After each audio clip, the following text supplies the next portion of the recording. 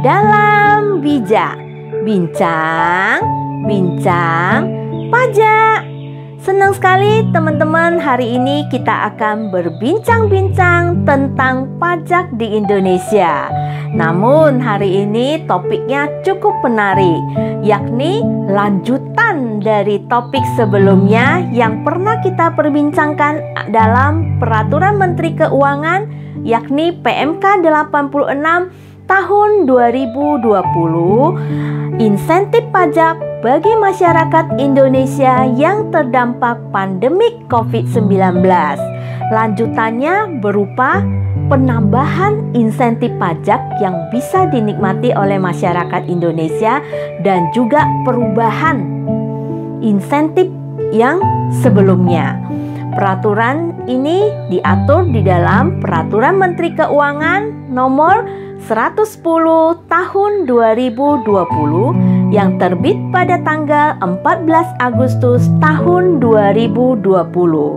Teman-teman, kita ingat-ingat kembali apa yang kita pernah bincangkan, 5 insentif pajak di dalam Peraturan Menteri Keuangan nomor 86 tahun 2020 ini. Dengan demikian kita bisa tahu apa yang menjadi perubahan terbaru dan apa yang menjadi penambahan insentif yang bisa dinikmati oleh masyarakat di Indonesia. 5 insentif pajak di dalam PMK 86 tahun 2020 yang pertama adalah PPh 21 ditanggung pemerintah. Yang kedua, PPh final UMKM ditanggung pemerintah. Yang ketiga, pembebasan PPh 22 impor. Yang keempat, pengurangan pajak penghasilan PPh 25 sebesar 30%. Dan yang kelima, pengembalian pendahuluan PPN pajak pertambahan nilai bagi pengusaha yang SPT masa PPN lebih bayar tidak melebihi 5 miliar. Apa yang menjadi lanjutan yang tertuang di dalam PMK 110 ini adalah satu perubahan dan satu penambahan. Apa itu? Yuk kita bincang-bincang bersama. Tadi sudah disebutin 5 insentif pajak yang bisa dinikmati oleh masyarakat Indonesia. Yang mendapatkan perubahan adalah insentif yang keempat. Selain itu, insentifnya masih tetap sama, bisa dinikmati masyarakat Indonesia sampai dengan Desember tahun 2020. Perubahan insentif yang keempat ini berupa pengurangan PPh 25 yang tadinya di dalam PMK 86 ini hanya 30%. Namun, di dalam PMK 110 tahun 2020 ini bertambah menjadi 50%. Sehingga teman-teman masyarakat Indonesia yang melakukan penyetoran PPh 25 akan senang mendapatkan berita ini, yakni pengurangannya bertambah menjadi 50%. Sehingga bisa disimpulkan masyarakat Indonesia yang menikmati insentif yang keempat ini, yakni pengurangan 30% dinikmati dari bulan April sampai dengan bulan Juni tahun 2020. Namun, mulai bulan Juli sampai dengan Desember tahun 2020, pengurangannya menjadi 50%, seperti yang tertuang di dalam PMK 110 tahun 2020. Segera nikmati teman-teman yang sudah mengetahui informasi ini. Syarat berlaku? Betul. Tetap sama syaratnya, yaitu pengusaha yang jenis usahanya tertuang di dalam klarifikasi lapangan usaha sesuai dengan PMK 110 tahun 2020, yakni 1013 jenis bidang usaha. Jadi jenis bidang usahanya belum mengalami perubahan, masih tetap sama dari PMK 86 ke PMK 110. Selain itu, pengusaha yang berada di kawasan berikat dan juga pengusaha yang mendapatkan izin KITE, kemudahan impor tujuan ekspor. Segera nikmati insentif ini. Kita bincang-bincang lagi apa yang menjadi tambahan insentif pajak yang bisa dinikmati masyarakat Indonesia yang tertuang di dalam PMK 110 tahun 2020 ini adalah WP yang menerima penghasilan daripada program P3 TGAI. Teman-teman, program P3 TGAI itu adalah program percepatan peningkatan tata guna air irigasi.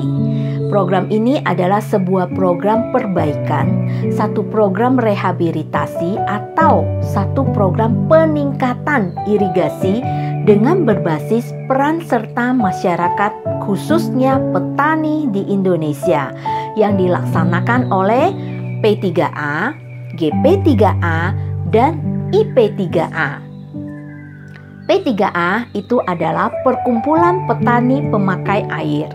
Jadi ini P3A ini adalah sebuah lembaga pengelolaan irigasi yang menjadi wadah petani pemakai air dalam suatu daerah atau desa yang dibentuk secara demokratis oleh para petani pemakai air, termasuk lembaga lokal pengelola irigasi.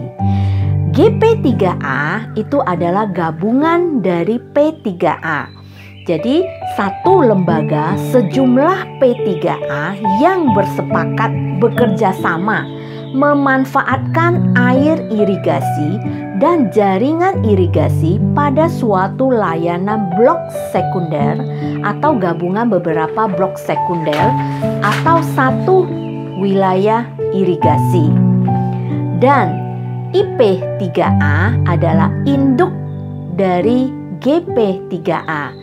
Jadi adalah satu lembaga sejumlah GP3A yang bersepakat bekerja sama untuk memanfaatkan air irigasi dan jaringan irigasi pada daerah layanan blok primer atau beberapa blok primer atau satu daerah irigasi.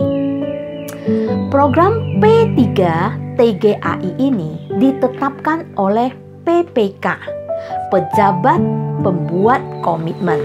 Pejabat ini diberi satu kewenangan oleh pengguna anggaran atau kuasa pengguna anggaran untuk mengambil satu keputusan dan atau satu tindakan dalam rangka pelaksanaan P3 TGAI di lingkungan Direktorat Jenderal Sumber Daya Air.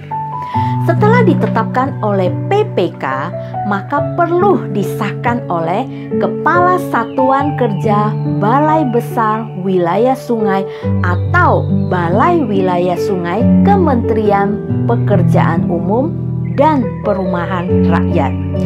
Sehingga para petani di Indonesia dapat menikmati insentif ini berupa PPh final ditanggung pemerintah.